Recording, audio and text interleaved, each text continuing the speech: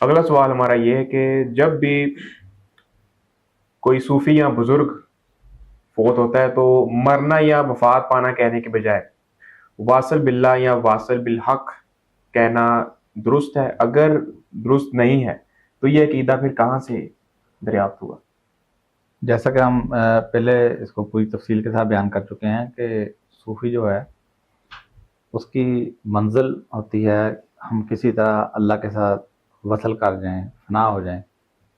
تو کوشش ہوتی ہے کہ وہ زندگی کے اندر ہی یہ کام ہو جائے، لیکن کم از کم اگر زندگی میں نہیں بھی ہوتا نا تو ان کا تصور یہ ہوتا ہے کہ جب کوئی صوفی فوت ہو جاتا ہے تو پھر وہ موت تو فنا کا نام سمجھتے ہیں نا وہ، تو وہ کہتا ہے کہ نہیں، فنا نہیں ہوتا، بلکہ وہ اللہ کے اندر واصل بحق ہو جاتا ہے، اللہ کے ساتھ وصل کر جاتا ہے.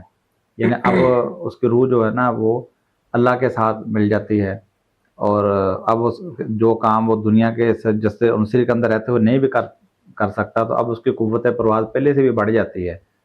تو وہ جو بہت سارے ایسے معاملات، بلکہ بعض یہ لکھتے ہیں کہ صوفیہ یہ لکھتے ہیں کہ ان کی جو روحیں جو ہیں وہ فرشتوں کے ساتھ مل کر یہ تدبیر امر اور نظام کائنات جو تکوینی امور ہے اس کو سر انجام دینا شروع کر دیتی ہیں. تو یہ بھی بات کہتے ہیں. بعض کا نظریہ ہے کہ وہ اللہ کے ساتھ جا کے الحاق کر جاتی ہیں. تو اس طرح کے یہ سارے کے آپ کو واقعات ملتے ہیں. یہی وجہ ہے کہ ان کے ہاں یہ لفظ موت کا لفظ یا فوت کا لفظ استعمال نہیں کیا جاتا، بلکہ یہ فنا کا یہ ایک ان کا ایک شعر صوفیہ اکثر لکھتے ہیں. کون کہتا ہے کہ مر کر میں ختم ہو جاؤں گا، میں تو دریا ہوں، میں تو سمندر میں مل جاؤں گا. یعنی ان کا نزدیک یہ ہے کہ اللہ تعالیٰ جو ایک سمندر ہے اور ہم یہ صوفیہ جو نیچے دریا ہے، اور جس طریقے سے دریا جو ختم نہیں ہوتا بلکہ سمندر کے ساتھ مل جاتا ہے، یعنی وہ سارا پانی اب اسی کے اندر جانا شروع ہو جاتا ہے جو بڑا سورس ہے پانی کا زمین کے اوپر. اسی طرح جو کہ ان کا نظریہ جو وحدت الوجود ہے اس کے مطابق کیونکہ یہ سارے مخلوق کو اللہ کے ہی پارٹس سمجھتے ہیں، تو اب جب وہ مر جاتا ہے تو وہ مر کے ختم نہیں ہوتا بلکہ وہ اللہ کے اندر جمع ہو جاتا ہے. تو اس پس منظر میں یہ بات کہی جاتی ہے. یعنی اسلام کے نزدیک تو یہ شرک ہے، یعنی کوئی بھی واصل بحق نہیں ہوتا، کوئی بھی اللہ میں فنا نہیں ہوتا، اور کوئی ایسا تصور اسلام ایسا ان تصورات سے نہ صرف خالی ہے بلکہ اسلام ان چیزوں کو شرک کہتا ہے. ٹھیک ہے نا. اسلام یہ کہتا ہے کہ جو بھی انسان مر جاتا ہے ثم انکم بعد ذلک لمیتون ثم انکم یوم القیامۃ تبعثون، جو بھی مر جاتا ہے یعنی تمہیں زندگی کے بعد تمہیں موت آنا لازمی ہے، اور اس کے بعد تم قیامت کے دن ہی زندہ کر کے اٹھائے جاؤ گے. یعنی مرنے والا قیامت تک مردہ رہتا ہے، قیامت سے پہلے کچھ بھی نہ زندہ ہوتا ہے نہ کچھ کر سکتا ہے. لیکن اہل تصوف کے نظریات کے ہے کہ وہ مرنے کے بعد آتے جاتے رہتے ہیں، مدد کرتے رہتے ہیں، اور خوابوں میں بھی آتے ہیں، فزیکلی بھی آتے رہتے ہیں. ان کے ہاں جو ایسے ہی واقعات بیان کیے جاتے ہیں. مثلا ایک واقعہ بہت مشہور واقعہ اشرف تھانوی صاحب لکھتے ہیں کہ ان کا جو دادا یا پردادا تھے تو وہ شہید ہو گئے، کسی کے ساتھ لڑتے ہوئے شہید ہو گئے. لیکن وہ کہتے ہیں کہ اس کے بعد بھی وہ حالت ظاہری میں وہ نا میری دادی کے ساتھ یا پردادی کے ساتھ وہ ملنے آتے رہتے تھے. جب وہ ایک دفعہ آئے تو ان کی پردادی نے کہا جی لوگ تو آپ کو شہید کہتے تھے کہ آپ شہید ہو گئے ہیں، تو آپ یہ کس طرح؟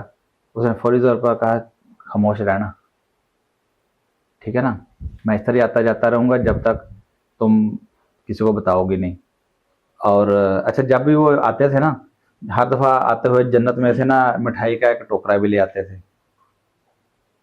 ٹھیک ہے. اچھا اب انہوں نے آنا جانا جاری رکھا.